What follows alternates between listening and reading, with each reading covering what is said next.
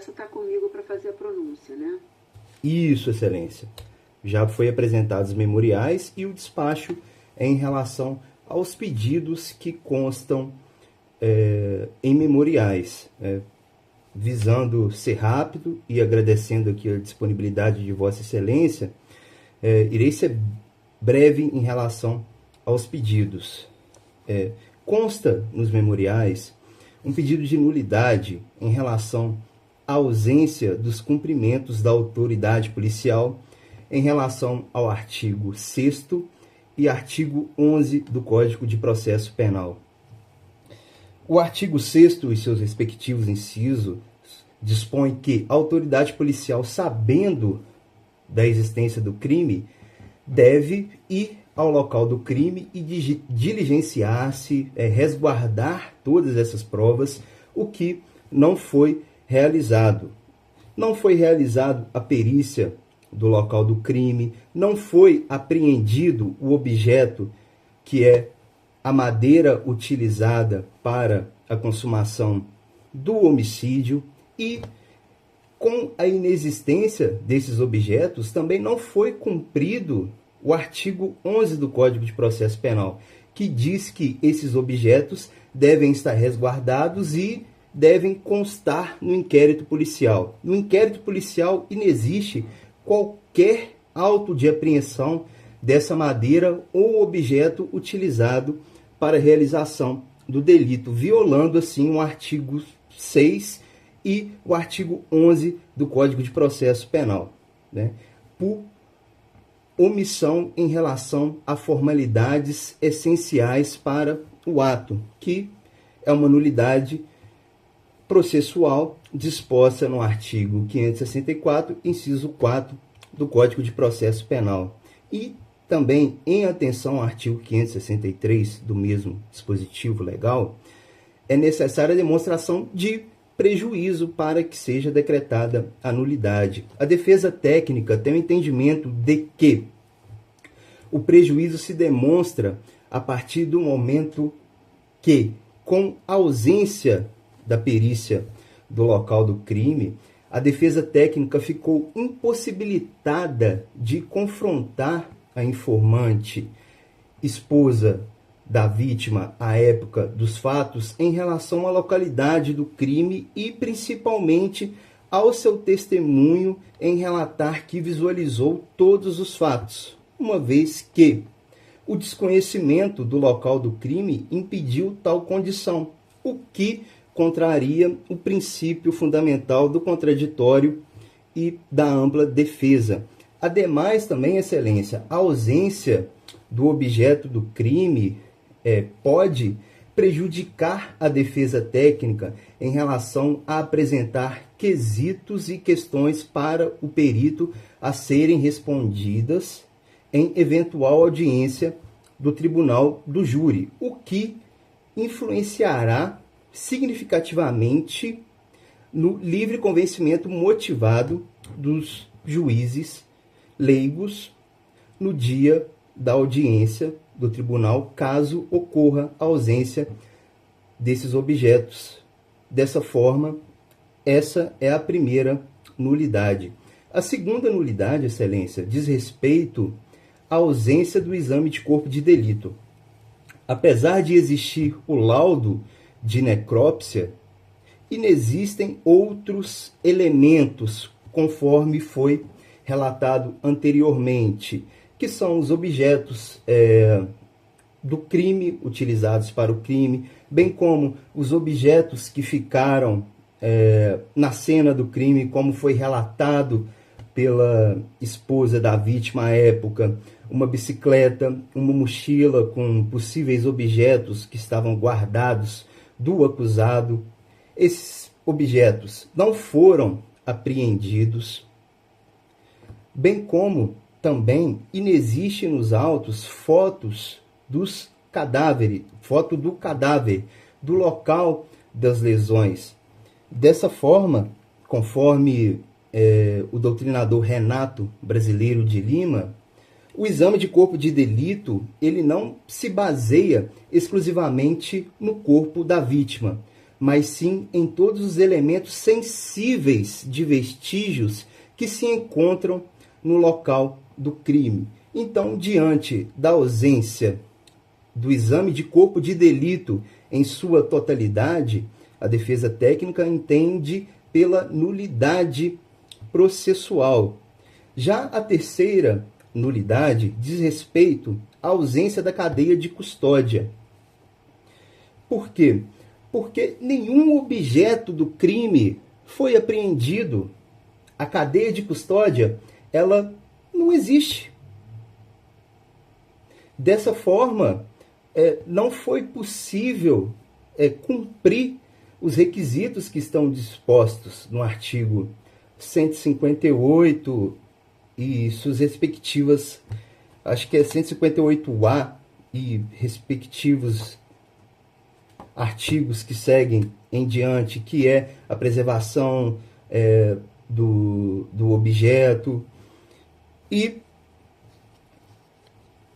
todas essas nulidades, excelência, elas se unem e demonstram uma falha estatal em realizar um inquérito policial, uma vez que todo o procedimento é baseado exclusivamente na palavra e no testemunho da informante, que era esposa da vítima à época dos fatos, que visualizou o acontecimento.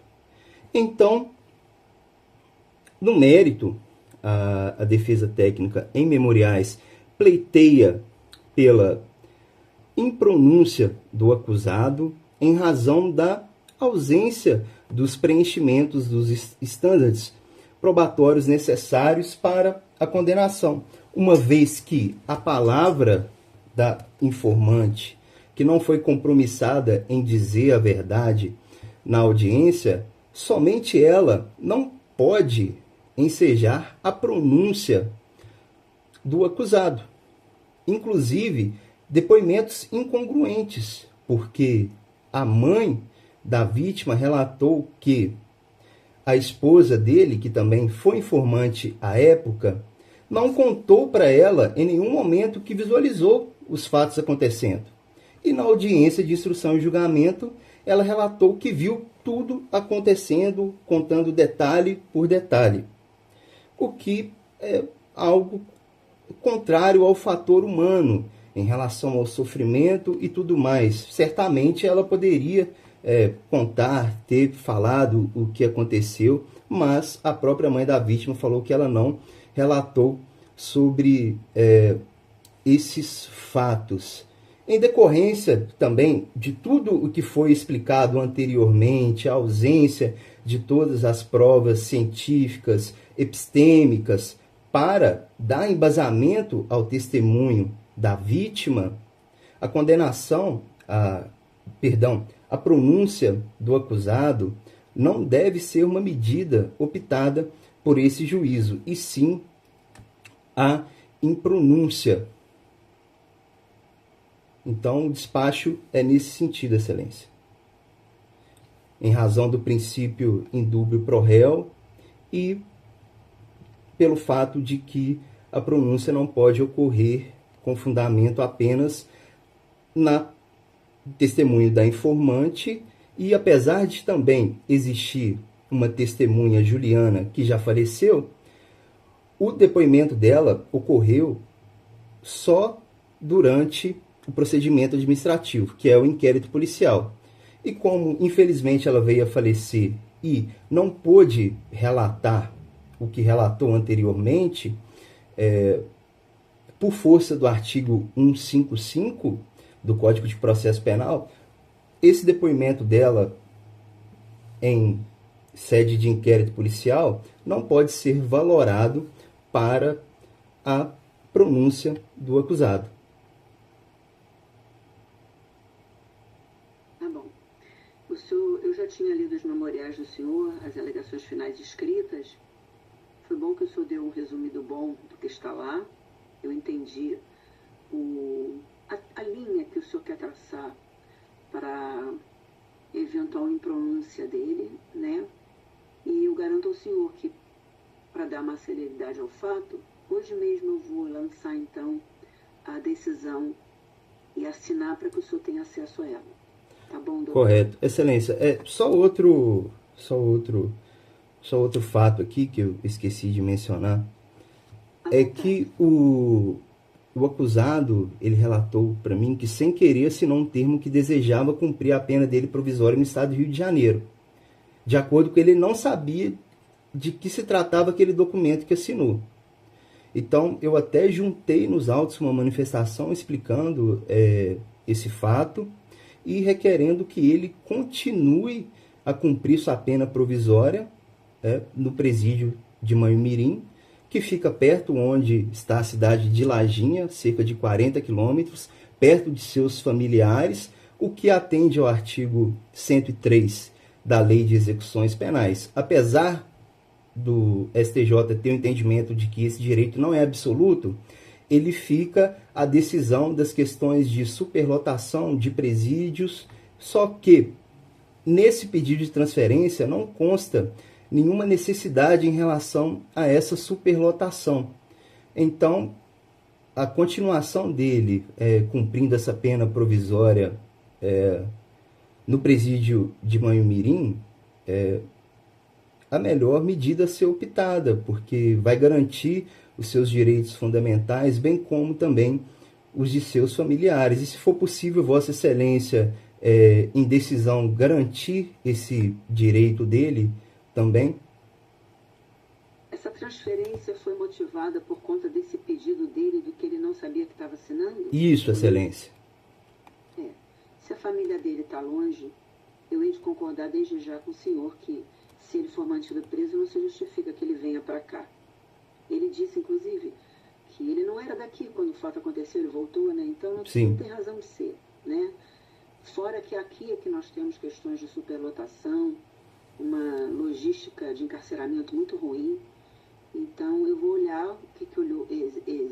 Às vezes isso é matéria que não afeta a mim, mas podendo na decisão, eu vou me manifestar, caso ele seja mantido preso, contra essa vinda daqui, e aí o senhor briga na instância que for para que ele continue aí, né? Porque esse pedido, se ele veio de uma iniciativa dele, talvez isso consiga na própria logística retornar. Mas eu vou olhar o que o senhor juntou, o que o senhor... Mas ele continua em Manhumirim ainda, ele não foi transferido.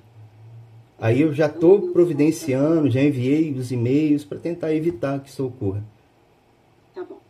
Tá joia. Só isso, Excelência. Muito obrigado, uma boa tarde. Lucas, igualmente para o senhor, boa tarde.